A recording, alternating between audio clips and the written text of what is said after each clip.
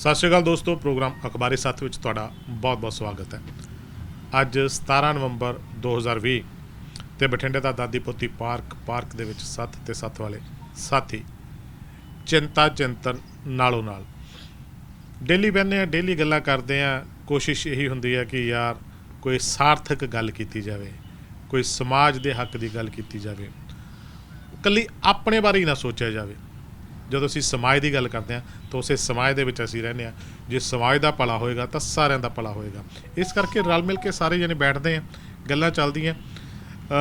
अज भी जिहड़ियां चर्चा करनियां उहदे विच जिन्ने जने इत्थे शरीक ने उन्हां दी इंट्रोडक्शन है जिहड़ी वो बनती है। मैं मेरे सज्जे पासे तो शुरू करा था विजय कुमार जी, सरदार गुरदेव सिंह कोटफत्ता जी, अंकल हरमंदर सिंह जी तो हरिंदरपाल सिंह जी, तो उस तो बाद डॉक्टर दर्शन सिंह जी, मैं शमिंदर सिंह। कोटफत्ता साहब तो शुरू करते हैं, पुछते हैं किहड़ियां खबरां ने जिन्हां दे उत्ते आपां चर्चा करनी है।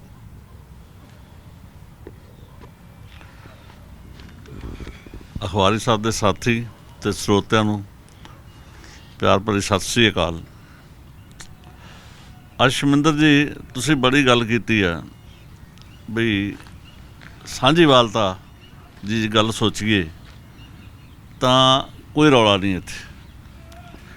साडे फिलोसफी जिहड़ी आ गुरु नानक देव जी ने जो क्रांति लियांदी एक साडे देश विच, वो की सी भी बुराइयां तो दूर हो ते सारे इकट्ठे मिल के किरत करो, वंड के छको ते नाम जपो। ये उन्होंने एक संकल्प साडे विच पैदा कीता सी। उदों इन्ना तपी पई सी दुनिया भी मार कुटाई, लड़ाइयां झगड़े, उरलम परलम, तो बहुत ही लोगों को सुख का साह थोड़ा जिहा आया भी किते तो लोग जुड़े ने, कोई मिशन चलिया है भी जिथे किसी की होंद नूं खतरा ना होवे।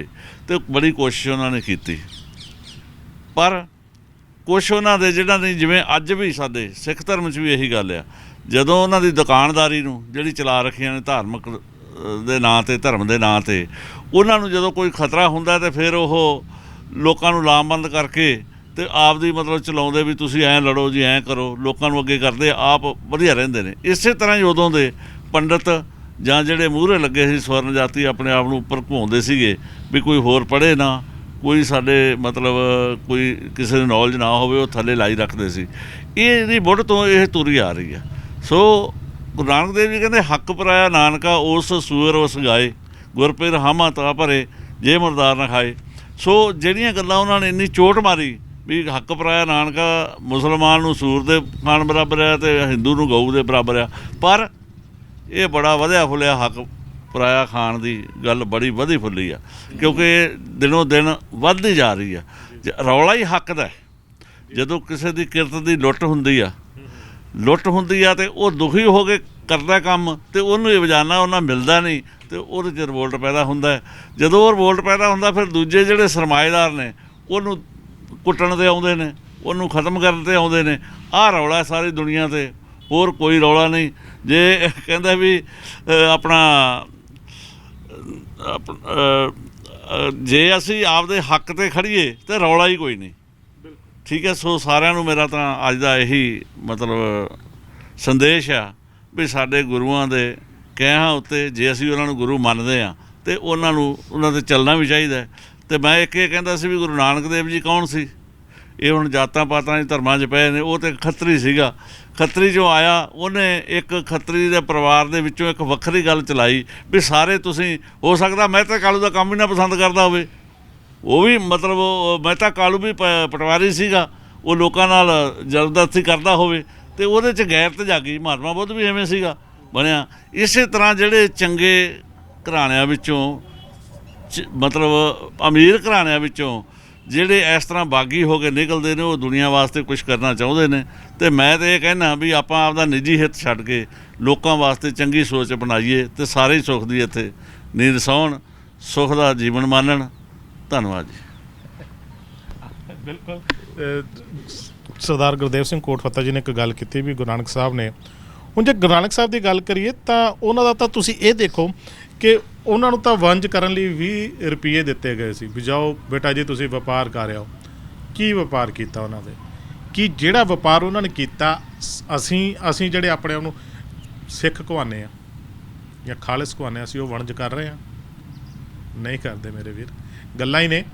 ਅਸੀਂ ਇਨਸਾਨੀਅਤ, ਅਸੀਂ ਉਹਨਾਂ ਦੇ ਪਾਏ ਪੂਰਨਿਆਂ 'ਤੇ ਤਾਂ ਚੱਲਦੇ ਨਹੀਂ ਨਾ। ਕਹਿਣ ਨੂੰ ਅਸੀਂ ਜੋ ਆਪਣੇ ਆਪ ਨੂੰ ਜੋ ਮਰਜ਼ੀ ਕਹੀ ਚੱਲੀਏ ਵੀ ਅਸੀਂ ਆ, ਅਸੀਂ ਉਹ ਆ, ਇਹ ਆ, ਉਹ ਹੈ ਨਾ, ਵੱਡੀਆਂ ਵੱਡੀਆਂ ਡਿੰਗਾਂ ਮਾਰ ਲੈਂਦੇ ਹਾਂ ਅਸੀਂ ਤਾਂ ਥੋੜ੍ਹਾ ਜਿਹਾ ਭਾਵੇਂ 10 ਰੁਪਏ ਕਿਸੇ ਨੂੰ ਦਾਨ ਵੀ ਦੇ ਦਈਏ ਤਾਂ ਅਸੀਂ ਉਹ ਵੀ ਸੁਣਾ ਦਿੰਦੇ ਹਾਂ।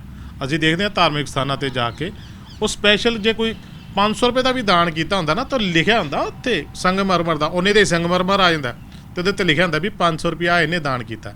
ਜੇ ਪੱਖੇ ਲੱਗੇ ਨਾ ਤਾਂ ਪੱਖੇ ਵੀ ਉਹਨਾਂ 'ਤੇ ਨਾਮ ਲਿਖੇ ਹੁੰਦੇ। ਅਸੀਂ ਉਹ ਲੋਕ ਹਾਂ। ਅਤੇ ਗੁਰੂ ਨਾਨਕ ਸਾਹਿਬ ਨੇ ਕੀ ਕੀਤਾ ਸੀ?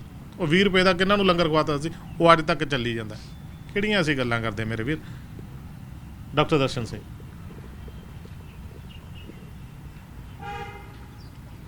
ਸਭ ਨੂੰ ਸਤਿ ਸ੍ਰੀ ਅਕਾਲ। ਵਿਸ਼ਾ ਬਹੁਤ ਵਧੀਆ ਚੁਣਿਆ। ਸੋ ਮੈਂ ਇਹ ਕਹੂੰਗਾ ਵੀ ਜਿਹੜੇ ਸੰਤ ਮਹਾਤਮਾ ਜਾਂ ਕੋਈ ਮਹਾਂਪੁਰਸ਼ ਹੋਏ ਨੇ, ਹੋਰ ਵੀ ਜਿਹੜੀ ਮੂਲ ਮੁੱਦਾ ਨਿਕਲਦਾ ਵੀ ਇੱਥੇ ਮਤਲਬ ਜਿਹੜੀ ਹੈਗੀ ਆ, ਕੋਈ ਲਾਈਫ ਪ੍ਰਤੀ, ਕੋਈ ਦੂਜੇ ਪ੍ਰਤੀ, ਕੋਈ ਸਮਾਜ ਪ੍ਰਤੀ ਮਤਲਬ ਕੋਈ ਸੰਜੀਦਾ ਨਹੀਂ ਆ, ਸੁਹਿਰਦ ਨਹੀਂ ਆ। ਅਤੇ ਉਹਨਾਂ ਨੇ ਇੱਕ ਕੋਸ਼ਿਸ਼ ਕੀਤੀ ਹੈ ਵੀ ਇੱਥੇ ਇੰਪਰੂਵਮੈਂਟ ਹੋ ਚਾਹੇ। ਇਹ ਮਤਲਬ ਸਦੀਆਂ ਤੋਂ ਇਹ ਜਿਹੜੀ ਗੱਲ ਚੱਲੀ ਆ ਰਹੀ ਹੈ। ਸੋ ਗੁਰੂ ਸਾਹਿਬ ਨੇ ਵੀ ਇਹੀ ਕੀਤੀ ਆ, ਹੋਰ ਮਹਾਂਪੁਰਸ਼ਾਂ ਨੇ ਵੀ ਆਹੀ ਗੱਲ ਕੀਤੀ ਹੈ ਵੀ ਇੱਥੇ ਕੋਈ ਸੁਧਾਰ ਹੋ ਸਕੇ, ਅਸੀਂ ਮਤਲਬ ਇਨਸਾਨਾਂ ਵਾਂਗੂ ਰਹਿ ਸਕੀਏ। ਸੋ ਸ਼ਮਿੰਦਰ ਜੀ ਨੇ ਵੀ ਮਤਲਬ ਗੱਲ ਆਹ ਕਹੀ ਹੈਗੀ ਆ, ਪਰ ਅਸੀਂ ਉਹ ਕਰਦੇ ਨਹੀਂ ਆ, ਹੁੰਦੀ ਨਹੀਂ ਆ, ਜਾਂ ਪੋਸੀਬਲ ਨਹੀਂ, ਜਾਂ ਜਾਣ ਕੇ ਨਹੀਂ ਕਰਦੇ, ਕੁਛ ਵੀ ਹੈ। ਅਤੇ ਇੱਥੇ ਮੈਨੂੰ ਨਾ ਇੱਕ ਮਤਲਬ ਆਪਣੇ PLO ਦਾ ਚੇਅਰਮੈਨ ਯਾਸਰ ਅਰਫਾਤ ਸੁਣਿਆ ਹੋਏਗਾ, ਫਲਸਤੀਨੀ ਲਿਬਰੇਸ਼ਨ ਆਰਗੇਨਾਈਜੇਸ਼ਨ ਦਾ। ਉਹਦੀ ਮੈਨੂੰ ਇੱਕ ਕੋਡਿੰਗ ਵਰਡਿੰਗ ਯਾਦ ਆਉਂਦੀ ਹੈ। ਮੈਂ TV 'ਤੇ ਉਸ ਨੂੰ ਸੁਣਿਆ ਸੀ ਇੱਕ ਵਾਰੀ। ਉਹਨੂੰ ਕਿਸੇ ਨੇ ਅੱਤਵਾਦੀ ਕਹਿਤਾ ਸੀਗਾ, ਕਿਉਂਕਿ ਉਹ ਆਰਮਡ ਫੋਰਸਿਸ ਨਾਲ ਇਜ਼ਰਾਈਲ ਨਾਲ ਲੜ ਰਿਹਾ ਸੀਗਾ ਆਪਣੀ ਹੋਮਲੈਂਡ ਲਈ। ਉਹਨਾਂ ਦੀ ਜਿਹੜੀ ਥਾਂ ਸੀ ਉਹ ਇਜ਼ਰਾਈਲ ਨੇ ਨੱਪੀ ਹੋਈ ਸੀ, ਉਹਨੂੰ ਛਡਾਉਣ ਲਈ ਉਹ ਮਤਲਬ ਆਰਮਡ ਲੜਾਈ ਲੜ ਰਿਹਾ ਸੀ ਉਹਨਾਂ ਨਾਲ। ਤਾਂ ਉਹਨੂੰ ਕਿਸੇ ਨੇ ਅੱਤਵਾਦੀ ਕਹਿਤਾ ਵੀ ਇਹ ਅੱਤਵਾਦੀ ਆ। ਤਾਂ ਉਹਦਾ ਜਵਾਬ ਜੋ ਦੇ ਰਿਹਾ ਸੀ TV 'ਤੇ, ਉਹ ਕਹਿੰਦਾ ਕਿ ਪੀਪਲ ਸੇ ਮੀ ਟੈਰਰਿਸਟ, ਮੈਨੂੰ ਅੱਤਵਾਦੀ ਕਹਿੰਦੇ ਨੇ। ਪਰ ਜਿਹੜੇ ਅੱਤਵਾਦੀ ਹੁੰਦੇ ਨੇ ਉਹ ਲੜਨ ਲਈ ਲੜਦੇ ਨੇ। They are not fighting for a cause. ਉਹ ਕਿਸੇ ਕਾਰਨ ਕਰਕੇ ਨਹੀਂ ਲੜਦੇ। ਕਹਿੰਦਾ I am fighting for a cause, I am fighting for my land. ਮੈਂ ਆਪਣੀ ਉਹ ਜ਼ਮੀਨ, ਜਿਹੜਾ ਮੇਰਾ ਹੱਕ ਹੈ, ਮੈਂ ਉਹ ਲੈਣਾ ਚਾਹੁੰਦਾ। ਮਤਲਬ how I am a terrorist. So ਉੱਥੇ ਹੁਣ ਮੈਨੂੰ ਐਂ ਲੱਗਦਾ ਸਾਰੀਆਂ ਗੱਲਾਂ ਬਾਤਾਂ ਸੁਣ ਕੇ, ਜਾਂ ਜੋ ਅਸੀਂ ਤਜਰਬੇ ਜੋ ਦੇਖਦੇ ਹਾਂ, ਵੀ ਇੱਥੇ ਸਭ ਮਤਲਬ ਜਿਹੜਾ ਹੈਗਾ ਕਾਜ਼ ਲਈ ਕੋਈ ਨਹੀਂ ਕਰਦਾ, ਅਤੇ ਸਭ ਆਪਣੇ ਲਈ ਕਰ ਰਹੇ ਨੇ। ਹਰ ਇੱਕ ਨੇ ਆਪਣੇ ਸਮੇਂ 'ਤੇ ਕੋਸ਼ਿਸ਼ ਕੀਤੀ ਹੈ। ਜੇ ਆਪਾਂ ਥੋੜ੍ਹਾ ਜਿਹਾ ਪਾਸੇ ਹਟ ਕੇ, ਗੁਰਸ਼ਰਨ ਭਾਜੀ ਸੀ ਆਪਣੇ, ਭਾਈ ਮੰਨਾ ਸਿੰਘ ਦੇ ਨਾਂ ਨਾਲ ਮਸ਼ਹੂਰ ਹੋਏ ਨੇ ਅੰਮ੍ਰਿਤਸਰ ਵਾਲੇ, ਉਹਨਾਂ ਸਾਰੀ ਜ਼ਿੰਦਗੀ ਇਸ ਗੱਲ 'ਤੇ ਲਾਤੀ। ਪਰ ਉਹ ਕੁਛ ਲੈ ਕੇ ਗਿਆ ਵੀ ਉਹ ਮਤਲਬ ਇੱਕ ਬਣਿਆ, ਸੋਚ ਬਣੀ ਹੈ, ਪਰ ਉਨੀ ਮਤਲਬ ਉਹ ਗੱਲ ਨਹੀਂ ਹੋ ਸਕੀ। ਸੋ ਮੈਂ ਇਸ ਗੱਲ ਨੂੰ ਰਿਲੇਟ ਕਰਦਾ ਇੱਥੇ ਵੀ ਬੰਦਾ ਘੱਟ ਤੋਂ ਘੱਟ ਤਜਰਬੇ 'ਚੋਂ ਹੀ ਮਤਲਬ ਬੰਦਾ ਕੁਛ ਸਿੱਖ ਲੈਂਦਾ, ਜਾਂ ਕੋਈ ਸੁਹਿਰਦਤਾ ਅਪਣਾਉਂਦਾ ਹੈਗਾ। ਜਿਵੇਂ ਆਪਣੇ ਇੱਥੇ ਹੁਣ ਸਿਵਲ ਹੌਸਪੀਟਲ ਦੇ ਵਿੱਚ ਇਹਦੇ ਨਾਲ ਮੇਰਾ ਬੜਾ 40-50 ਸਾਲਾਂ ਦਾ ਵਾਹ ਮਤਲਬ ਇੱਥੇ। ਤੋ ਉਹ ਜਦੋਂ ਉੱਥੇ ਜਾਂਦੇ ਆ ਤਾਂ ਮਤਲਬ ਮੁਸ਼ਕਿਲ ਜੀ ਜਿਹੜੀ ਹੁੰਦੀ ਆ, ਵੀ ਸੌਖ ਜੀ ਨਹੀਂ ਮਹਿਸੂਸ ਹੁੰਦੀ। ਹੁਣ ਮਹੀਨਾ ਹੋਇਆ ਇੱਕ ਮਤਲਬ ਉੱਥੇ ਇੱਕ ਬਲੱਡ ਬੈਂਕ ਦੇ ਬੰਦੇ ਸਸਪੈਂਡ ਹੋਏ ਨੇ। ਉਹਨਾਂ ਨੇ ਕਿਸੇ ਬੱਚੇ ਨੂੰ, ਜਿਹਨੇ ਹਾਲੇ ਤੱਕ ਜ਼ਿੰਦਗੀ ਸ਼ੁਰੂ ਨਹੀਂ ਸੀ ਕੀਤੀ, ਮਤਲਬ ਜ਼ਿੰਦਗੀ ਬੜੀ ਛੋਟੀ ਸਟੇਜ ਦੇ ਵਿੱਚ ਸੀਗਾ, ਉਸ ਨੂੰ ਚੜਾਇਆ। ਉਹਦੇ ਵਿੱਚ ਉਹ ਟਰਮੀਨੇਟ ਵੀ ਹੋ ਗਿਆ, ਇੱਕ ਪਤਾ ਨਹੀਂ 2 ਬੰਦੇ, ਇੱਕ ਦਾ ਤਾਂ ਮੈਨੂੰ ਪੱਕਾ ਪਤਾ। ਅਤੇ ਇੱਕ ਜਿਹੜੇ ਸੀ ਉਹਨਾਂ 'ਤੇ ਸਸਪੈਂਸ਼ਨ ਜਾਂ ਕੇਸ ਬਣ ਗਿਆ, FIR ਦਰਜ ਹੋ ਗਈ। ਕਿੱਡੀ ਮਤਲਬ ਸੀਰੀਅਸ ਗੱਲ ਹੈਗੀ ਆ। ਔਰ ਅਫਸੋਸ ਦੀ ਗੱਲ ਆ, ਉਹ ਫਿਰ ਵੀ ਸੰਜੀਦਾ ਨਹੀਂ ਹੋਏ, ਫਿਰ ਵੀ ਸੁਹਿਰਦ ਨਹੀਂ ਹੋਏ। 1 ਮਹੀਨੇ ਬਾਅਦ ਫਿਰ ਚੜ੍ਹਾਤਾ। ਵੀ ਇਹ 'ਚ ਹੁਣ ਦੇਖੋ ਵੀ ਇਹ 'ਚ ਕੀ ਉਹ ਜਿਹੜਾ ਬਲੱਡ ਲੈਂਦੇ ਆ, ਉਹ ਪਹਿਲਾਂ ਟੈਸਟ ਨਹੀਂ ਕਰਦੇ ਵੀ ਇਹ HIV ਪੋਜ਼ੀਟਿਵ ਤਾਂ ਨਹੀਂ, ਅਤੇ ਲਾਉਣ ਵੇਲੇ ਫਿਰ ਉਹ ਟੈਸਟ ਨਹੀਂ ਕਰਦੇ ਵੀ ਕੀ HIV ਪੋਜ਼ੀਟਿਵ ਤਾਂ ਨਹੀਂ। ਡਾਕਟਰ ਨੇ ਉੱਥੇ, ਡਾਕਟਰਾਂ ਦੀ ਡਿਊਟੀ ਹੈਗੀ ਆ, ਹੋਰ ਹੈਗੀ ਮਤਲਬ ਬੰਦੇ ਹੈਗੇ ਨੇ ਵੀ ਉਹ ਲੈਣ ਵੇਲੇ ਵੀ ਚੜਾਉਣ ਵੇਲੇ ਉਹਨਾਂ ਨੂੰ ਟੈਸਟ ਕਰਨਾ ਚਾਹੀਦਾ। ਅਤੇ ਸਾਨੂੰ 1 ਮਹੀਨਾ ਪਹਿਲਾਂ ਸਜ਼ਾ ਮਿਲੀ ਆ, ਸਖਤ ਸਜ਼ਾ ਮਿਲੀ ਆ, ਵੀ ਫਿਰ ਵੀ ਅਸੀਂ ਜਿਹੜਾ ਸੁਹਿਰਦ ਨਹੀਂ ਹੋਏ। ਉਹ ਆ ਮਤਲਬ ਸਾਨੂੰ ਕਾਜ਼ ਦਾ, ਜਾਂ ਸਾਨੂੰ ਮਤਲਬ, ਜਾਂ ਸਾਡੇ ਮਕਸਦ ਦਾ ਤਾਂ ਬਿਲਕੁਲ ਪਤਾ ਹੀ ਹੈ ਨਹੀਂ ਵੀ ਅਸੀਂ ਉਸ ਤਰ੍ਹਾਂ ਹੀ। ਸੋ ਇਸ ਤਰ੍ਹਾਂ ਜਿਹੜਾ ਇਹ ਹੈਗਾ, ਕੱਲ੍ਹ ਵਾਲੀ ਗੱਲ ਫਿਰ ਆ ਜਾਂਦੀ ਹੈ ਕਿ ਨੈਗੇਟਿਵ ਐਟੀਟਿਊਡ ਹੁੰਦਾ। ਯਾਰ ਕੋਈ ਬੰਦਾ ਸੁਣ ਹੀ ਨਹੀਂ ਰਿਹਾ। ਮਤਲਬ ਕੀ ਹੈਗਾ, ਜਿਵੇਂ ਹੁਣ ਮਤਲਬ ਜਿਹੜਾ ਪਰਸੋਂ ਜਿਹੜਾ ਹੈਗਾ ਦੀਵਾਲੀ ਦਾ ਫਾਇਦਾ ਉਠਾਇਆ ਗਿਆ ਵੀ ਜਿੰਨਾ ਬਚਦੀ ਸੀ ਨਾ ਪਰਾਲੀ ਸਾਰੀ ਨੂੰ ਅੱਗ ਲਾਤੇ ਵੀ ਕੋਈ ਮਰੇ ਕੋਈ ਜੀਵੇ ਵੀ ਅੱਜ ਚੱਕ ਦਿਓ ਫਟੇ ਵੀ। ਅੱਛਾ, ਉਹਦੇ 'ਚ ਵੀ ਬੰਦੇ ਵੀ ਮਰੇ ਨੇ, ਕੋਈ ਉਸ ਦਾ ਨਹੀਂ ਗਾ। ਮਤਲਬ ਇੱਕ ਦਿਨ ਪਹਿਲਾਂ ਗੱਲ ਹੋ ਕੇ ਹਟੀ ਹੈਗੀ ਆ, ਦਾਦੀ ਪੋਤੀ ਜਿਹੜੇ ਅੱਗ 'ਚ ਡਿੱਗੇ ਹੈਗੇ। ਸੋ ਇਸ ਦਾ ਕੀ ਬਣੂਗਾ, ਫਿਰ ਵੀ ਅਸੀਂ ਲੰਮੇ ਸਮੇਂ ਦੀ ਉਡੀਕ ਰੱਖਦੇ ਹਾਂ ਵੀ ਆਪਾਂ ਕੋਸ਼ਿਸ਼ ਜਾਰੀ ਰੱਖੋ, ਸ਼ਾਇਦ ਕੋਈ ਅਸਰ ਹੋਏਗਾ। ਕਈ ਗੱਲਾਂ ਕੀਤੀਆਂ ਡਾਕਟਰ ਸਾਹਿਬ ਨੇ ਯਾਰ ਵੀ ਜਿਸ ਤਰ੍ਹਾਂ ਸਿਵਲ ਹਸਪੀਟਲ ਦੀ ਗੱਲ ਕੀਤੀ, ਗੁਰੂ ਨਾਨਕ ਸਾਹਿਬ ਦੇ ਪਾਏ ਹੋਏ ਪੂਰਨਿਆਂ ਦੀ ਗੱਲ ਕੀਤੀ, ਨੈਗੇਟਿਵਿਟੀ ਦੀ ਗੱਲ ਕੀਤੀ। ਮੈਂ ਫਿਰ ਨੈਗੇਟਿਵਿਟੀ 'ਤੇ ਆਵਾਂ। ਨੈਗੇਟਿਵਿਟੀ ਦੀ ਦੇਖੋ ਕੀ ਹੁੰਦਾ ਜਦੋਂ ਤੁਸੀਂ ਇਹ ਸਾਡਾ ਸਮਾਜ ਹੈ ਨਾ, ਅਸੀਂ ਜਿਸ ਤਰ੍ਹਾਂ ਪਹਿਲਾਂ ਗੱਲ ਕਰਕੇ ਹਟੇ ਹਾਂ ਵੀ ਅਸੀਂ ਸੈਲਫਿਸ਼ ਹਾਂ, ਅਸੀਂ ਆਪਣੇ ਬਾਰੇ ਸੋਚਦੇ ਹਾਂ ਅਤੇ ਜ਼ਿਆਦਾ ਸਾਡੀ ਤਾਦਾਦ ਹੈ ਜਿਹੜੀ ਉਹ ਆਪਣੇ ਬਾਰੇ ਹੈ, ਸਮਾਜ ਬਾਰੇ ਕੋਈ ਨਹੀਂ ਸੋਚਦਾ ਜਾਂ ਦੂਸਰਿਆਂ ਬਾਰੇ ਕੋਈ ਨਹੀਂ ਸੋਚਦਾ, ਜਾਂ ਹੱਕ ਦੀ ਗੱਲ ਜਿਹੜੀ ਇਹਨਾਂ ਨੇ ਗੱਲ ਕੀਤੀ ਕਾਜ਼ ਬਾਰੇ ਕੋਈ ਨਹੀਂ ਸੋਚਦਾ। ਤਾਂ ਜਦੋਂ ਕੋਈ ਇੱਦਾਂ ਦੀ ਗੱਲ ਹੁੰਦੀ ਹੈ, ਮੰਨ ਕੇ ਚੱਲਦੇ ਆਪਾਂ 10 ਬੰਦੇ ਖੜ੍ਹੇ ਨੇ ਅਤੇ 10 ਬੰਦੇ ਸਿਰਫ ਕਿਸੇ ਕਾਜ਼ ਵਾਸਤੇ ਨਹੀਂ, ਸਿਰਫ ਆਪਣੇ ਵਾਸਤੇ ਉੱਥੇ ਖੜ੍ਹੇ ਨੇ, ਅਤੇ ਇੱਕ ਉਹਨਾਂ 'ਚੋਂ 11ਵਾਂ ਬੰਦਾ ਆ ਕੇ ਜਦੋਂ ਕਾਜ਼ ਦੀ ਗੱਲ ਕਰਦਾ ਤਾਂ ਉਹ ਉਹਨਾਂ 10 ਬੰਦਿਆਂ ਨੂੰ ਵੀ ਭੈੜਾ ਲੱਗਦਾ, ਅਤੇ ਜਿੱਥੇ ਉਹ ਜਾ ਕੇ ਗੱਲ ਕਰਦਾ ਉਹਨਾਂ ਬੰਦਿਆਂ ਨੂੰ ਵੀ ਭੈੜਾ ਲੱਗਦਾ ਵੀ ਨਹੀਂ ਯਾਰ ਲੈ ਦੱਸ ਇਹ ਐਵੇਂ ਜੱਗੋ 13ਵੀਂ ਗੱਲ ਕਰੀਂਦਾ। ਜਦੋਂ ਕਿ ਉਹ ਐਕਚੁਅਲ ਗੱਲ ਕਰਦਾ ਹੁੰਦਾ, ਉਹ ਸਹੀ ਗੱਲ ਕਰਦਾ, ਉਹ ਸਾਰਿਆਂ ਦੀ ਗੱਲ ਕਰਦਾ ਹੁੰਦਾ ਅਤੇ ਉਹ ਭੈੜਾ ਲੱਗਣਾ ਸ਼ੁਰੂ ਹੋ ਜਾਂਦਾ। ਸਮਾਜ ਦੇ ਵਿੱਚ ਇੱਦਾਂ ਭੈੜੇ ਲੱਗਣ ਵਾਲੇ ਲੋਕ ਘੱਟ ਨੇ, ਚੰਗੇ ਲੱਗਣ ਵਾਲੇ, ਜੀ ਹਜ਼ੂਰੀ ਕਰਨ ਵਾਲੇ, ਜੀ ਕਰਨ ਵਾਲੇ ਲੋਕ ਤੁਹਾਨੂੰ ਬਹੁਤ ਮਿਲ ਜਾਣਗੇ। ਜਿਹਨੂੰ ਕਹਿੰਦੇ ਨੇ ਵੀ ਭੇਡ ਚਾਲ ਦੇ ਵਿੱਚ ਤੁਰੇ ਜਾਂਦੇ ਨੇ ਹੈ ਨਾ, ਉਸ ਤਰੀਕੇ ਨਾਲ ਲੋਕ ਸਾਨੂੰ ਸਮਾਜ ਦੇ ਵਿੱਚ ਜ਼ਿਆਦਾ ਮਿਲਦੇ ਨੇ, ਜਦੋਂ ਕਿ ਨਹੀਂ ਚਾਹੀਦਾ। ਅੰਕਲ ਦਾ ਐਕਸਪੀਰੀਅੰਸ ਮੈਨੂੰ ਲੱਗਦਾ ਲਾਈਫ ਦਾ ਕਾਫੀ ਜ਼ਿਆਦਾ, ਤੁਸੀਂ ਕੀ ਕਹੋਗੇ? ਇਸ ਸੱਥ ਦੇ ਸਾਰੇ ਸਰੋਤਿਆਂ ਨੂੰ ਮੇਰੇ ਵੱਲੋਂ ਪਿਆਰ ਭਰੀ ਸਤਿ ਸ੍ਰੀ ਅਕਾਲ। ਕੋਟ ਫੱਤਾ ਸਾਹਿਬ ਨੇ ਵੀ ਵਿਊ ਦਿੱਤੇ ਅਤੇ ਡਾਕਟਰ ਸਾਹਿਬ ਨੇ ਵੀ ਜਿਸ ਤਰ੍ਹਾਂ ਦੇ ਵਿਊ ਦਿੱਤੇ, ਇਹਦੇ ਵਿੱਚ ਇੱਕੋ ਹੀ ਗੱਲ ਨਿਕਲ ਕੇ ਆਉਂਦੀ ਹੈ ਵੀ ਲੜਾਈ ਕੀ ਹੈ ਜੀ। ਨਾ ਧਰਮ ਦੀ ਲੜਾਈ ਹੈ, ਨਾ ਕਿਸੇ ਹੋਰ ਚੀਜ਼ ਦੀ ਲੜਾਈ ਹੈ। ਜੇ ਆਪਾਂ ਸੋਚੀਏ ਹਿੰਦੂ ਦਾ ਖੂਨ ਵੀ ਉਹੀ ਹੈ, ਮੁਸਲਮਾਨ ਦਾ ਖੂਨ ਵੀ ਉਹੀ ਹੈ, ਕ੍ਰਿਸਚੀਅਨ ਦਾ ਖੂਨ ਵੀ ਉਹੀ ਹੈ। ਲੜਾਈ ਸਿਰਫ ਦੋ ਜਮਾਤਾਂ 'ਚ ਹੈ। ਇੱਕ ਉਹ ਜਮਾਤ ਜਿਹੜੀ ਲੁੱਟੀ ਜਾ ਰਹੀ ਹੈ, ਇੱਕ ਉਹ ਜਮਾਤ ਜਿਹੜੀ ਲੋਟੂ ਜਮਾਤ ਹੈ। ਜਿਹੜੀ ਲੋਟੂ ਜਮਾਤ ਹੈ ਉਹਨੇ ਆਪਣੇ ਹਰ ਹੱਥ ਕੰਡਾ ਵਰਤ ਕੇ ਲੋਕਾਂ ਨੂੰ ਲੁੱਟਣ ਦੀ ਕੋਸ਼ਿਸ਼ ਕਰਨੀ, ਚਾਹੇ ਉਹ ਧਰਮ ਦਾ ਪਲੜਾ ਚਲਾਵੇ, ਚਾਹੇ ਉਹ ਕੋਈ ਹੋਰ ਪੱਤਾ ਖੇਡੇ।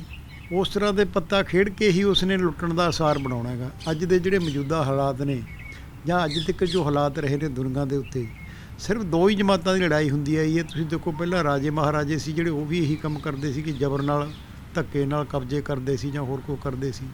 ਉਹੀ ਕੁਛ ਅੱਜ ਹੋ ਰਿਹਾ ਹੈ, ਚਾਹੇ ਰਾਜੇ ਮਹਾਰਾਜੇ ਨਹੀਂ ਤਾਂ ਜਿਹੜੇ ਕਾਰਪੋਰੇਟ ਘਰਾਣੇ ਨੇ ਉਹੀ ਕੁਛ ਕਰ ਰਹੇ ਨੇ। ਜਿਵੇਂ ਹਿੰਦੁਸਤਾਨ ਦੇ ਵਿੱਚ 12,000 ਅਰਬ ਦਾ ਵਪਾਰ ਹੁੰਦਾ ਸੀਗਾ, ਹੁੰਦਾ ਹੈਗਾ ਅੱਜ ਵੀ।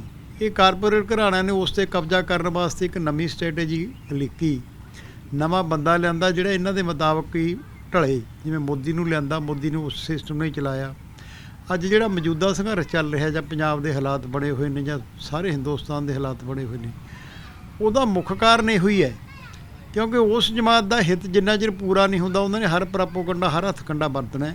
ਸਭ ਤੋਂ ਪਹਿਲਾਂ ਉਹਨਾਂ ਨੇ ਪੰਜਾਬ ਨੂੰ ਟਾਰਗੇਟ ਬਣਾਇਆ ਕਿਉਂਕਿ ਪੰਜਾਬ 'ਤੇ ਅੱਜ ਤੱਕ ਅਬਦਾਲੀ ਤੋਂ ਲੈ ਕੇ ਅੱਜ ਤੱਕ ਹਮਲੇ ਹੁੰਦੇ ਆਏ ਨੇ ਔਰ ਹੁਣ ਵੀ ਹੁੰਦੇ ਨੇ ਅਤੇ ਹੁੰਦੇ ਰਹਿਣਗੇ ਵੀ।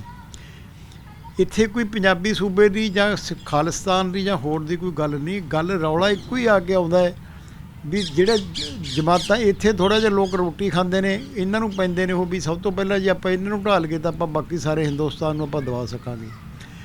ਦੇਖੋ ਇਹ ਪੋਚੇ ਮਾਰਦੇ ਨੇ, ਜਾਨੀ ਵਰਗਿਆਂ ਨੇ ਬਿਆਨ ਦਿੱਤੇ, ਡਾਕਟਰ ਮਨਮੋਹਨ ਸਿੰਘ ਜੀ ਨੇ ਜਲੰਧਰ ਤੋਂ ਉਹਨਾਂ ਨੇ ਵੀ ਬੜੇ ਬਿਆਨ ਦਿੱਤੇ ਵੀ ਜੇ ਕਿਸਾਨ ਯੂਨੀਅਨ ਇਕੱਠੀਆਂ ਹੋ ਕੇ ਆ ਜਾਣ ਤਾਂ ਮੈਂ ਇੱਕ ਅੱਧੇ ਘੰਟੇ ਦੇ ਵਿੱਚ ਰਾਜੀ ਬੰਦਾ ਕਰਾ ਦਿੰਦਾ, ਕੰਪਰੋਮਾਈਜ਼ ਕਰਵਾ ਦਿੰਦਾ ਸੈਂਟਰ ਨਾਲ। ਪਰ ਉਹ ਕੰਪਰੋਮਾਈਜ਼ ਕਿਸੇ ਸਿਰੇ ਨਾਲ ਜਿਹੜਾ 7 ਘੰਟੇ ਉਹਨਾਂ ਦੀ ਗੱਲਬਾਤ ਚੱਲੀ ਪਰ ਉਹ ਟਸ ਤੋਂ ਮਸ ਨਹੀਂ ਹੋਏ। ਸੱਦੇ ਕਿਉਂ ਸੀ ਉਹਨਾਂ ਨੇ ਸਿਰਫ ਸੱਦੇ ਇਹਨਾਂ ਨੂੰ ਟੋਣ ਵਾਸਤੇ ਸੀ ਕਿ ਵੀ ਕਿੱਥੇ ਖੜ੍ਹੇ ਨੇ, ਕੀ ਬੋਲਦੇ ਨੇ, ਕੀ ਡਿਮਾਂਡ ਰੱਖਦੇ ਨੇ। ਪਹਿਲਾਂ ਤਾਂ ਇਹਨਾਂ ਨੂੰ ਸਮਝਾਉਣ ਦੀ ਕੋਸ਼ਿਸ਼ ਕਰੀ, ਉਹੀ ਕੁਛ ਵੀ ਫਾਰਮੂਲਾ ਜੀ ਦੁੱਗਣੀ ਕਰ ਦਿਆਂਗੇ, ਐਂ ਕਰ ਦਿਆਂਗੇ। ਫਿਰ ਵੀਡੀਓ ਦਿਖਾਉਣ ਦੀ ਕੋਸ਼ਿਸ਼ ਕਰੀ, ਉੱਥੋਂ ਨੇ ਰਿਵੋਲਟ ਕਰਿਆ ਵੀ ਜੇ ਤੁਸੀਂ ਸਾਨੂੰ ਇਹ ਕੁਝ ਦਿਖਾਉਣਾ ਤਾਂ ਅਸੀਂ ਮੰਨਣ ਨੂੰ ਤਿਆਰ ਨਹੀਂ ਹਾਂ। ਉੱਥੇ ਜੇ ਉਹਨਾਂ ਨੇ ਇਹ ਵੀ ਕਿਹਾ ਵੀ ਸਾਨੂੰ ਟ੍ਰੇਨਾਂ ਚਲਾ ਦਿਓ ਕੱਲੀਆਂ, ਉਸ ਤੋਂ ਬਾਅਦ 'ਚ ਆਪਾਂ ਗੱਲ ਕਰਾਂਗੇ, ਤਾਂ ਜੇ ਫਰਜ਼ ਕਰੋ ਉਹਨਾਂ ਨੇ ਸਮਝੌਤਾ ਕਰਨਾ ਤਾਂ ਕੱਲੀਆਂ ਟ੍ਰੇਨਾਂ ਵੀ ਚਲਾਉਣ ਦੇ, ਕਿਉਂਕਿ ਸਮਝੌਤਾ ਕਰਨਾ ਨਹੀਂ ਸੀ ਉਹਨਾਂ ਨੂੰ ਟੋਹ ਢਹਾਈ ਕਰਨੀ ਸੀ। ਉਹਨਾਂ ਦਾ ਹਿੱਤ ਮਤਲਬ ਉਸ ਚੀਜ਼ ਨਾਲ ਪੂਰਤੀ ਨਹੀਂ ਹੁੰਦਾ ਸੀ ਜੋ ਕਿਸਾਨ ਮੰਗਦੇ ਸੀ। ਇਹੀ ਚੀਜ਼ ਹੈ, ਜਿਹੜਾ ਸਰਮਾਏਦਾਰ ਹੈ ਉਹਦੇ ਉਲਟ ਜੇ ਕੋਈ ਗਰੀਬ ਖੜਾ ਉੱਠ ਕੇ ਬੋਲਦਾ ਹੈ ਜਾਂ ਉਹ ਆਪਦਾ ਹੱਕ ਮੰਗਦਾ ਤਾਂ ਉਹ ਅੱਤਵਾਦੀ ਹੈ। ਜੇ ਉਹ ਉਹਦੇ ਵਾਸਤੇ ਨਾਅਰਾ ਲਾਉਂਦਾ ਵੀ ਹਾਂ ਇਹ ਸਹੀ ਬੋਲਦਾ ਜਾਂ ਇਹ ਜੋ ਕੁਛ ਵੀ ਕਰਿਆ ਇਹਨੇ ਕੁਛ ਕਰਿਆ, ਤਾਂ ਉਹ ਦੇਸ਼ ਭਗਤ ਹੈ। ਤੁਸੀਂ ਦੇਖੋ ਜਿੰਨੇ ਦੇਸ਼ ਭਗਤ ਹੋਏ ਉਹਨਾਂ ਨੂੰ ਅੱਜ ਕੋਈ ਪੁੱਛਦਾ ਹੈ? ਉਹਨਾਂ ਦੇ ਕਿਸੇ ਨੇ ਵੀ, ਕੱਲ੍ਹ ਕਰਤਾਰ ਸਿੰਘ ਸਰਾਭੇ ਦਾ ਜਨਮ ਦਿਨ ਸੀਗਾ, ਕਿਸੇ ਨੇ ਮਨਾਇਆ ਨਹੀਂ, ਕਿਸੇ ਨੇ ਕੋਈ ਗੱਲ ਨਹੀਂ ਕਰੀ, ਕੋਈ ਸਮਾਜਿਕ ਤੌਰ 'ਤੇ ਜਾਂ ਨੈਸ਼ਨਲ ਪੱਧਰ 'ਤੇ ਕੋਈ ਉਸ ਦੀ ਕੋਈ ਗੱਲਬਾਤ ਹੋਈ, ਕਿਉਂਕਿ ਉਸ ਨੂੰ ਇੱਕ ਅੱਤਵਾਦੀ ਲਿਸਟ ਦੇ ਵਿੱਚ ਹੀ ਬਣਾਇਆ ਗਿਆ। ਜਿਵੇਂ ਭਗਤ ਸਿੰਘ ਵਰਗੇ ਸੀ ਜਾਂ ਕਰਤਾਰ ਸਿੰਘ ਸਰਾਭੇ ਵਰਗੇ ਸੀ, ਜਿਹੜੇ ਉਹਨਾਂ ਤੋਂ ਅਸਲਾ ਫੜਿਆ ਸੀ ਫਲੌਰ ਦੇ ਕਿਲ੍ਹੇ 'ਚ ਅੱਜ ਤੱਕ ਵੀ ਪਿਆ, ਉਸ ਨੂੰ ਮਤਲਬ ਜਿੱਥੇ ਲਿਖਿਆ ਹੋਇਆ ਸੀ ਨਾ ਵੀ ਅੱਤਵਾਦੀਆਂ ਦੇ ਜਾਂ ਐਕਸਟਰੀਮਿਸਟਾਂ ਦੇ ਅਸਲਾ ਉੱਥੇ ਟੰਗੇ ਹੋਏ ਸੀਗੇ, ਜਿਹੜੇ ਉਹਨਾਂ ਦੇ ਰਿਵਾਲਵਰ ਸੀ ਅਖੀਰ ਨੂੰ ਉਹਨਾਂ ਨੇ ਗੁੰਮ ਕਰਤੇ ਜਦੋਂ ਇਸ ਵਾਸਤੇ ਮਰ ਕੇ ਬਾਜੀ ਉੱਠਣ ਲੱਗ ਗਈ। ਇਸ ਕਰਕੇ ਜਮਾਤੀ ਘੋਲ ਹੈ ਜਿਹੜਾ ਇਹ ਚੱਲਦਾ ਰਹੂਗਾ, ਚੱਲਦਾ ਹੈ, ਪਰੰਤੂ ਇਸ ਨੂੰ ਨਜਿੱਠਣ ਵਾਸਤੇ ਇੱਕੋ ਹੀ ਚੀਜ਼ ਹੈਗੀ ਹੈ ਵੀ ਜੇ ਸਾਡੀ ਲੀਡਰਸ਼ਿਪ ਜਾਂ ਸਰਕਾਰਾਂ ਜਾਂ ਹੋਰ ਕੁਛ ਹੈ ਇਹ ਸੁਚੇਤ ਹੋਣ, ਇਸ ਗਰੀਬੀ ਅਮੀਰੀ ਦੇ ਪਾੜੇ ਨੂੰ ਘੱਟ ਕਰਨ ਦੀ ਕੋਸ਼ਿਸ਼ ਕਰਨ। ਪਰ ਇਹ ਦਿਨੋਂ ਦਿਨ ਵੱਧਦਾ ਤੁਰਿਆ ਜਾਏ, ਜਦੋਂ ਵਧੂਗਾ ਤਾਂ ਲੜਾਈਆਂ ਝਗੜੇ ਵੀ ਹੋਣਗੇ, ਸਭ ਕੁਝ ਹੋਊਗਾ, ਲੋਕਾਂ ਦਾ ਰਿਵੋਲਟ ਵੀ ਹੋਊਗਾ, ਮਾਰਮਰਾਈ ਵੀ ਹੋਊਗੀ। ਉਹਨਾਂ ਨੂੰ ਚਾਹੇ ਉਹ ਅੱਤਵਾਦੀ ਕਹਿਣ ਚਾਹੇ ਕੁਛ ਵੀ ਕਹਿਣ, ਕਿਉਂਕਿ ਉਹ ਆਪਦਾ ਹੱਕ ਮੰਗਦੇ ਨੇ। ਹੱਕ ਮੰਗਣਾ ਕੋਈ ਨਜਾਇਜ਼ ਨਹੀਂ ਹੈਗਾ। ਜੇ ਇੱਥੇ ਜੇ ਘੋਲ ਜਿਹੜੇ ਅੱਜ ਘੋਲ ਚੱਲ ਰਹੇ ਨੇ ਇਹ ਵੀ ਹੱਕ ਮੰਗਣ ਦਾ ਮਸਲਾ ਹੈਗਾ। ਜੇ ਹੱਕ ਸਰਕਾਰ ਦਿੰਦੀ ਹੈ ਤਾਂ ਘੋਲ ਸਮਾਪਤ ਹੁੰਦਾ, ਜੇ ਹੱਕ ਨਹੀਂ ਦਿੰਦੀ ਤਾਂ ਅੱਜ ਦਵਾ ਲੈਣਗੇ ਤਾਂ ਕੱਲ੍ਹ ਨੂੰ ਫੇਰ ਖੜਾ ਹੋ ਜਾਣਾ ਹੈ। ਇਹ ਕਿਉਂਕਿ ਛੋਟੇ ਮੋਟੇ ਘੋਲ ਚੱਲਦੇ ਰਹਿੰਦੇ ਨੇ। ਕਈ ਵਾਰੀ ਮਤਲਬ ਇੱਥੋਂ ਤੱਕ ਆ ਜਾਂਦਾ ਵੀ ਜੇ ਤਾਂ ਸਿਹਤ ਸਹੀ ਮਿਲ ਗਈ ਤਾਂ ਉਹ ਘੋਲ ਸਿਰੇ ਲੱਗ ਜਾਂਦਾ, ਜਿਵੇਂ ਬਾਕੀ ਦੇਸ਼ਾਂ ਦੇ ਵਿੱਚ ਰੈਵੋਲੂਸ਼ਨ ਆਏ ਨੇ, ਜਿਵੇਂ ਬਾਬ ਰੋਲੇ ਉੱਠਦੇ ਨੇ ਜਾਂ ਹਨੇਰੀ ਉੱਠਦੀ ਹੈ, ਕਈ ਵਾਰੀ ਤੂਫਾਨ ਐਡਾ ਤਕੜਾ ਆ ਜਾਂਦਾ ਕਿ ਸਭ ਕੁਝ ਚੱਕ ਕੇ ਲੈ ਜਾਂਦਾ ਹੈ। ਪਰ ਜੇ ਛੋਟੇ ਛੋਟੇ ਤੂਫਾਨ ਉੱਠਦੇ ਨੇ ਤਾਂ ਉਹ ਦਬ ਜਾਂਦੇ ਨੇ। ਇਸ ਕਰਕੇ ਮਤਲਬ ਐਡੀ ਕੋਈ ਗੱਲ ਨਹੀਂ, ਮਤਲਬ ਘੋਲ ਚੱਲਦਾ ਰਹੂ। ਜਿੰਨਾ ਚਿਰ ਸਮਾਜ ਦੇ ਵਿੱਚ ਇਹ ਕੁਛ ਨਹੀਂ ਮਿਟਦਾ ਉਹਨਾਂ ਚਿਰ ਇਹ ਲੜਾਈਆਂ ਨਹੀਂ ਮਿਟਦੀਆਂ, ਨਾ ਧਾਰਮਿਕ ਮਸਲੇ ਮਿਟਣ, ਨਾ ਕੋਈ ਹੋਰ ਮਸਲੇ ਨੇ। ਇਹ ਸਭ ਕਾਸੇ ਦੀ ਆੜ ਲੈ ਕੇ ਧਰਮ ਖੜੇ ਹੁੰਦੇ ਨੇ। ਇੰਨਾ ਕੁਛ ਕਹਿੰਦਾ ਹੁਣ ਮੈਂ ਜਾਜਕਾਂ। ਵਾਹਿਗੁਰੂ ਜੀ ਕਾ ਖਾਲਸਾ, ਵਾਹਿਗੁਰੂ ਜੀ ਕੀ ਫਤਿਹ। ਮੈਂ ਕਹਿਣਾ ਹੁੰਦਾ ਨਾ ਵੀ ਅਸੀਂ ਸੱਥ 'ਚ ਕੀ ਕਰਨ ਆਉਂਦੇ ਹਾਂ, ਕੁਛ ਸਿੱਖਣ ਅਤੇ ਕੁਛ ਸਿਖਾਉਣ। ਇਹੀ ਐਕਸਪੀਰੀਅੰਸ, ਹੁਣ ਜਿਸ ਤਰ੍ਹਾਂ ਮੈਂ ਇਹੀ ਗੱਲ ਕੀਤੀ ਵੀ ਹੁਣ ਅੰਕਲ ਦਾ ਲਾਈਫ ਦਾ ਐਕਸਪੀਰੀਅੰਸ, ਕਿੰਨੀਆਂ ਸਿਆਣੀਆਂ ਗੱਲਾਂ, ਕਿੰਨਾ ਕੁਛ ਅੰਕਲ ਨੇ ਦੱਸਿਆ। ਇਹੀ ਸਾਡਾ ਇਸ ਸੱਥ ਦਾ ਮਕਸਦ ਹੁੰਦਾ। ਸਰਦਾਰ ਹਰਿੰਦਰਪਾਲ ਸਿੰਘ ਕੀ ਕਹਿਣਾ ਚਾਹੋਗੇ ਘੱਟ ਸ਼ਬਦਾਂ ਦੇ ਵਿੱਚ? ਸੱਥ ਦੇ ਸਾਥੀਆਂ ਦਾ ਜੀ ਅਤੇ ਸਰੋਤਿਆਂ ਦਾ ਮੈਂ ਸਤਿ ਸ੍ਰੀ ਅਕਾਲ। ਅਤੇ ਆਪਣੇ ਕੋਟ ਫੱਤਾ ਸਾਹਿਬ ਨੇ ਬਹੁਤ ਵਿਸਤਾਰ 'ਚ ਦੱਸਿਆ, ਡਾਕਟਰ ਸਾਹਿਬ ਨੇ ਵੀ ਬਹੁਤ ਮਸਲੇ ਜਿਹੜੇ ਹੈ ਉਹ ਛੋਏ ਨੇ, ਜਿਹੜੇ ਕਿ ਅਸਲ ਮਸਲੇ ਸਨ, ਉਹਨਾਂ ਦੀ ਬਾਰੇ ਗੱਲ ਕੀਤੀ ਹੈ। ਅਤੇ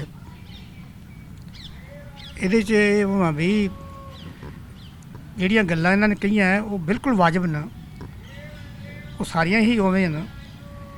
ਇਹਦੇ 'ਚ ਕੁਛ ਗੱਲਾਂ ਐਸੇ ਹੈ ਵੀ ਜਿਵੇਂ ਗੁਰੂ ਨਾਨਕ ਦੇਵ ਜੀ ਦਾ ਫਲਸਫਾ ਇਹਨਾਂ ਨੇ ਸੁਣਾਇਆ ਸੀਗਾ ਕੋਟ ਫੱਤਾ ਸਾਹਿਬ ਨੇ, ਉਹਦੇ 'ਚ ਬੋਲੋ, ਤੁਸੀਂ ਬੋਲੋ। ਕੋਈ ਉਹਦੇ 'ਚ ਇਹ ਹੈ ਵੀ ਫਲਸਫਾ ਤਾਂ ਉਹਨਾਂ ਦਾ ਵਧੀਆ ਸੀਗਾ। ਉਹਦੇ 'ਚ ਇਹਦੇ ਸੀਗਾ ਵੀ ਜਿਹੜਾ ਫਲਸਫਾ ਸੀ ਨਾ ਉਹਨਾਂ ਦਾ, ਉਹਨੂੰ ਲੋਕਾਂ ਤੱਕ ਜਾਣ ਹੀ ਨਹੀਂ ਦਿੱਤਾ ਜਾਂਦਾ। ਜੀ। ਗੁਰੂ ਸਾਹਿਬ ਨੇ ਤਾਂ ਗ੍ਰੰਥ ਸਾਹਿਬ ਲਿਖਤਾ, ਆਦਿ ਸ਼ਬਦ ਲਿਖੇ, ਗੁਰੂ ਅਰਜਨ ਦੇਵ ਜੀ ਨੇ ਉਹਨਾਂ ਨੂੰ ਕੰਪਾਈਲ ਕਰਤਾ, ਭਗਤਾਂ ਦੀ ਬਾਣੀ ਲਿਖਤੀ। ਜਿਹੜੇ ਭਗਤ ਨੇ ਕੋਈ ਅੱਛੀ ਬਾਣੀ ਲਿਖੀ ਸੀ, ਜਿਹੜਾ ਭਗਤ ਇਸ ਗੱਲ 'ਤੇ ਸਹਿਮਤ ਸੀ ਵੀ ਆਹ ਚੀਜ਼ ਚਾਹੀਦੀ ਹੈ, ਜਿਹਦਾ ਗੁਰੂ ਮਰਿਆਦਾ ਦੇ ਮੁਤਾਬਕ ਸੀਗੀ ਬਾਣੀ, ਉਸ ਨੂੰ ਵੀ ਦਰਜ ਕੀਤਾ ਗਿਆ, ਹਰ ਬੰਦੇ ਨੂੰ ਦਰਜ ਕੀਤਾ ਗਿਆ। ਈਵਨ ਉਹਦੇ 'ਚ ਮਰਦਾਨੇ ਦੀ ਥੋੜ੍ਹੀ ਜਿਹੀ ਸ਼ਲੋਕ ਵੀ ਹਨ। ਅਤੇ ਇਸ ਤਰ੍ਹਾਂ ਕਰਕੇ ਕੋਈ ਇਹ 'ਚ ਮਤਲਬ ਬਹੁਤ ਅੱਛੀ ਚੀਜ਼ਾਂ ਜਿਹੜੀਆਂ ਕੀਤੀਆਂ। ਪਰ ਅਫਸੋਸ ਇਹ ਹੈ ਕਿ ਸਾਡੀ ਜਿਹੜੀ ਹੈ ਮਤਲਬ ਜਿਹੜੀ ਮਾਨਸਿਕਤਾ ਐਸੀ ਹੈ ਕਿ ਅਸੀਂ ਸਿਰਫ ਗੁਰਦੁਆਰੇ ਜਾਂਦੇ, ਮੱਥਾ ਟੇਕਣ ਨੂੰ ਜਾਂਦੇ, ਜਾਂ ਲੰਗਰ ਖਾਣ ਨੂੰ ਜਾਂਦੇ, ਜਾਂ ਪ੍ਰਸ਼ਾਦ ਲੈਣ ਨੂੰ ਜਾਂਦੇ ਹਾਂ। ਅਸੀਂ ਮੱਥਾ ਟੇਕ ਕੇ ਸਮਝਦੇ ਹਾਂ, ਅਸੀਂ ਮੱਥਾ ਟੇਕਿਆ, ਇਸ ਬਾਬੇ ਨੇ ਸਾਡੀਆਂ ਗੱਲਾਂ ਸਾਰੀਆਂ ਸੁਣ ਲਈਆਂ ਅਤੇ ਘਰੇ ਆ ਗਏ। ਸਾਨੂੰ ਨਾ ਤਾਂ ਸੁਣਾਇਆ ਜਾ ਰਿਹਾ ਉੱਥੇ ਵੀ ਕੀ ਫਲਸਫਾ ਉਹਨਾਂ ਦਾ ਗੁਰੂ ਨਾਨਕ ਦੇਵ ਜੀ ਦਾ, ਨਾ ਸਾਨੂੰ ਪਤਾ। ਸਾਨੂੰ ਬਾਣੀ ਨਾਲ ਜੋੜਿਆ ਨਹੀਂ ਜਾ ਰਿਹਾ। ਬਾਣੀ ਨਾਲ ਕੀ ਹੈ, ਸਾਨੂੰ ਕਹਿ ਦਿੰਦੇ ਤੁਸੀਂ ਪੰਜਾਂ ਬਾਣੀਆਂ ਦਾ ਪਾਠ ਕਰੋ, ਵੀ ਲੱਗੇ ਰਹੋ। ਸਾਨੂੰ ਇਹ ਤਾਂ ਨਹੀਂ ਕਿਹਾ ਜਾਂਦਾ ਵੀ ਤੁਸੀਂ ਭਾਈ ਉਹਦੇ 'ਚੋਂ ਗ੍ਰੰਥ ਸਾਹਿਬ ਦੇ ਅਰਥ ਪੜ੍ਹ ਲਓ ਵੀ ਕੀ ਲਿਖਿਆ ਉਹਦੇ 'ਚ, ਸਾਨੂੰ ਦੱਸਿਆ ਨਹੀਂ ਆਉਂਦਾ। ਗੁਰਦੁਆਰੇ ਵੀ ਕਹਾਣੀਆਂ ਸੁਣਾਈਆਂ ਜਾਂਦੀਆਂ। ਇਹੀ ਹਾਲ ਦੂਜੇ ਧਾਰਮਿਕ ਸਥਾਨਾਂ ਦਾ, ਮੰਦਰਾਂ 'ਚ ਟਾਲ ਖੜਕਾ ਕੇ ਤੋੜ ਦਿੱਤਾ ਜਾਂਦਾ। ਮਤਲਬ ਦੱਸਿਆ ਜਾਂਦਾ ਹੀ ਨਹੀਂ ਵੀ ਧਰਮ ਕੀ ਕਹਿੰਦਾ। ਧਰਮ 'ਤੇ ਕਬਜ਼ਾ ਹੋ ਗਿਆ ਅਨਪੜ੍ਹ ਬੰਦਿਆਂ ਦਾ। ਜਿਹੜੇ ਬੰਦੇ ਮਤਲਬ ਰੌਲਾ ਪਾਉਣ ਵਾਲੇ ਆ ਉਹ ਕਬਜ਼ਾ ਕਰੀ ਬੈਠੇ ਆ। ਜਿਹੜੇ ਸ਼ਰੀਫ ਬੰਦੇ, ਜਿਹੜੇ ਪੜ੍ਹੇ ਲਿਖੇ ਬੰਦੇ ਆ, ਜਿਹਨਾਂ ਨੂੰ ਸਮਝ ਹੈ, ਉਹਨਾਂ ਨੂੰ ਗਾਂਹ ਕੋਈ ਨਹੀਂ ਆਉਣ ਦਿੰਦਾ ਗਾ। ਉਹਦੇ ਕਰਕੇ ਧਰਮ ਵਿੱਚ ਲੜਾਈਆਂ ਹੁੰਦੀਆਂ, ਇਹਦਾ ਹੁੰਦਾ। ਦੂਜੀ ਗੱਲ ਇੱਕ ਇਹ ਹੋਰ ਹੈ, ਇੱਕ ਕੋਟ ਫਤਿਹ ਸਾਹਿਬ ਨੇ ਕਿਹਾ ਵੀ ਉਸ ਵਕਤ ਪਟਵਾਰੀ ਜਿਹੜੇ ਸੀਗੇ, ਜਿਵੇਂ ਕਾਲੂ ਮਹਿਤਾ ਜੀ ਸੀ, ਵੀ ਉਸ ਵਕਤ ਵੀ ਤਸ਼ੱਦਦ ਹੁੰਦਾ ਹੋਊਗਾ, ਪਰ ਉਸ ਵਕਤ ਪਟਵਾਰੀ ਐਸੇ ਨਹੀਂ ਸੀਗੇ, ਕਿਉਂਕਿ ਉੱਥੇ ਜਿਹੜਾ ਰਾਏ ਬਲਾਰ ਦਾ ਸੀ ਨਾ ਜੀ, ਉਹ ਉਸ ਦਾ ਤਾਂ ਉੱਥੋਂ ਜ਼ਿਮੀਂਦਾਰ ਸੀਗਾ, ਉਹਨਾਂ ਦੇ ਪਟਵਾਰੀ ਸੀਗੇ। ਉਸ ਵਕਤ ਸਾਫ ਸੁਥਰਾ ਕੰਮ ਸੀਗਾ, ਕੋਈ ਇਹੋ ਜਿਹੀ ਗੱਲ ਨਹੀਂ ਹੈਗੀ। ਉਹ ਠੀਕ ਹੈ ਵੀ ਕਾਲੂ ਮਹਿਤਾ ਜੀ ਉਹਦੇ ਬਾਬਾ ਨਾਨਕ ਦੇ ਵਪਾਰ ਨੂੰ ਪਸੰਦ ਨਹੀਂ ਕਰਦੇ ਸੀਗੇ। ਉਹ ਕਹਿੰਦੇ ਸੀ ਕੋਈ ਵਪਾਰ ਕਰੇ, ਕੋਈ ਬਿਜ਼ਨਸ ਕਮਾਵੇ, ਪਰ ਗੁਰੂ ਨਾਨਕ ਦੇਵ ਜੀ ਦਾ ਉਹਨਾਂ ਦਾ ਫਲਸਫਾ ਹੋਰ ਸੀਗਾ, ਉਹਨਾਂ ਦਾ ਸੇਵਾ ਸਰਬਤ ਦੇ ਭਲੇ ਵਿੱਚ ਚੱਲਦੇ ਸੀਗੇ। ਹੁਣ ਰਹਿ ਗਈ ਇਹੀ ਜਿਹੜੀ ਅੱਜ ਦਾ ਮੁੱਦਾ ਹੈਗਾ, ਜਿਹਦੇ 'ਤੇ ਆਪਾਂ ਨੂੰ ਹਾਰਟ ਮਸਲਾ ਹੈਗਾ ਵੀ ਜਿਹੜਾ ਇਹ ਕਿਸਾਨਾਂ ਦਾ ਮਸਲਾ ਹੈ। ਕਿਸਾਨਾਂ ਦਾ ਮਸਲਾ ਇਹ ਹੈ ਵੀ ਇਹ ਹੱਕਾਂ ਦੀ ਲੜਾਈ ਹੈ। ਅੱਛਾ, ਗੌਰਮੈਂਟ ਜਿਹੜੀ ਹੈ ਝੁਕਣ ਨੂੰ ਤਿਆਰ ਨਹੀਂ ਹੈ, ਉਹ ਜਿੱਦ ਬੜੀ ਫੱਟੀ ਹੈ। ਉਹ ਕਹਿੰਦੀ ਸਾਡੀ ਗੱਲ ਸਮਝੋ, ਅਸੀਂ ਤੁਹਾਡੀ ਗੱਲ ਨਹੀਂ ਸੁਣਨੀ। ਜਦੋਂ 7 ਘੰਟੇ ਮੀਟਿੰਗ ਹੋਈ ਹੈ, ਬੁਲਾਇਆ ਗਿਆ ਹੈ, ਤੇ ਕਿਉਂ ਨਹੀਂ ਸਰਕਾਰ ਗੱਡੀਆਂ ਚਾਹੁੰਦੀ ਵੀ ਮਾਲ ਗੱਡੀਆਂ ਚਲਾ ਦਿੰਦੇ ਹਾਂ ਅਸੀਂ 10 ਦਿਨ ਚਲਾਵਾਂਗੇ, ਤੁਸੀਂ ਬਾਕੀ ਵੀ ਖੋਲ੍ਹ ਲਓ, ਅਸੀਂ ਬਾਕੀ ਵੀ ਚਲਾ ਦਿਆਂਗੇ, ਪਰ ਉਹ ਇਸ ਗੱਲ 'ਤੇ ਵੀ ਜਲਦਾ ਸਾਡੀ ਗੱਲ ਮੰਨੋ, ਤੁਸੀਂ ਤੁਹਾਡੀ ਗੱਲ ਨਹੀਂ ਮੰਨਣੀ।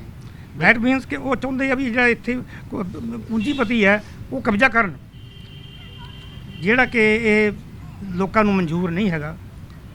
ਤੇ ਇਹਨਾਂ ਕਹਿੰਦਾ ਹੋਇਆ ਮੈਂ ਜਾਂ ਖਿਮਾ ਦਾ ਜਾ ਚੁੱਕਾ। ਸਤਿ ਸ਼੍ਰੀ ਅਕਾਲ ਜੀ। ਬਿਲਕੁਲ, ਦੇਖੋ ਉਹੀ ਗੱਲ ਹੈ ਕਿ ਜਿਸ ਤਰ੍ਹਾਂ ਮੈਂ ਬਸ ਜਾਂਦੇ ਮੈਂ ਇੱਕ ਲਾਸਟ ਗੱਲ ਕਲੀਅਰ ਕਰਨੀ ਹੈ, ਜਿਹੜੀ ਇਹਨਾਂ ਨੇ ਕਹੀ ਸੀ ਵੀ ਕੋਟ ਫਤਿਹ ਸਾਹਿਬ ਨੇ ਗੱਲ ਕੀਤੀ ਵੀ ਮਹਿਤਾ ਕਾਲੂ ਜਿਹੜੇ ਸੀਗੇ ਉਹ ਵੀ ਪਟਵਾਰੀ ਸੀ, ਉਸ ਵੇਲੇ ਵੀ ਇਦਾਂ ਦਾ ਕੁਝ ਚੱਲਦਾ ਹੋਣਾ।